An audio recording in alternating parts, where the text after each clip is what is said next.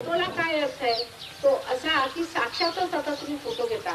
हे सायन्सचं केवढं मोठं आपल्यावरती केवढं मोठं काम आहे.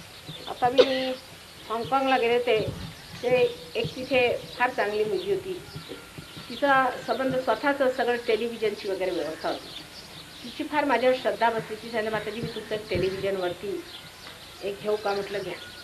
आणि मग तिने टेलिव्हिजनवर दाखवलं आणि त्यांना सांगितलं की तुम्ही आता माताजींच्याकडे सगळ्याचे हात करून बसा 5 मिनिट. आणि अशा मला सांगितलं तुम्ही अशा उभ्या राहा माताजी, काय हरकत. आणि पुष्कळ लोकांना जागृती आली आणि त्यांनी पत्र दिलं की आमच्या हातात अशी थंड थंड वाऱ्यासारखं काय आहे. आता ह्या चैतन्य लहरी आहेत त्यांच्याबद्दल सगळ्यांनी सांगितलेलं आहे. मोहम्मद साहेबांनी त्याला रूह असं म्हटलेलं आहे. या चैतन्य लहरींच्या बद्दल एक मोठं पुस्तक आदी शंकराचार्यांनी लिहिलेलं आहे. आताचे शंकराचार्य नाही, ते जुने, जे खरे शंकराचार्य ते त्यांनी एवढं मोठं पुस्तक या चैतन्य लहरींवर लिहिलेलं आहे. त्यात आपण वाचतच नाही मुळी. त्याच्यामुळे आपल्याला ही कल्पना होत नाही की आपल्या ह्या धर्मात सुद्धा केवढा मोठा आपला वास आहे. त्याच्यावर ख्रिस्तानी याला full breeze of the Holy Ghost असं म्हटलेलं आहे.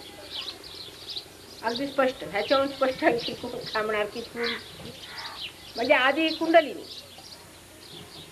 पण होली गोस्ट विषयी ख्रिस्त जास्त बोलले नाही, कारण त्यांची आई सुद्धा ही आदिशक्ती होती. त्यावेळेला जर त्यांनी सांगितलं असतं की माझी आई आदिशक्ती आहे तर लोकांनी तिच्यावरच हल्ला केला असता आणि मग त्यांना सहन झालं नसतं. मग ते एकादश रुद्रात उतरले असते. म्हणून ते नाटक पूर्ण व्हावं म्हणून आपल्या आईबद्दल ते विशेष बोलले नाहीत. पण इतर लोकांना त्यांनी सांगितलं. नंतर त्यांच्या आईची सुद्धा लोक पूजा करू लागले. आता ख्रिस्ताबद्दल सुद्धा इतकं खोटं नाटक लोकांनी सांगितलेलं आहे. मोहम्मद साहेबांच्याबद्दल सुद्धा इतकं खोटं नाटक करतात की आता ह्या देशांमध्ये लोकांना अशी शंका पडली की बा हे आहे तरी काय. कारण ह्या धर्मातले लोक इतके कर्मिष्ठ झाले. जसे हिंदू लोक सुद्धा आलं का.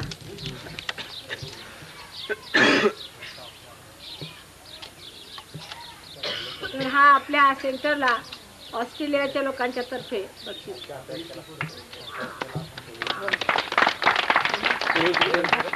आपण ते कॅलेंडर प्रत्येकाला देता येते.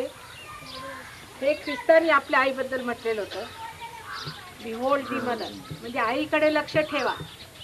ही सगळं काही सांगणार आहे हे ख्रिस्तांनी सांगून ठेवलेलं होतं.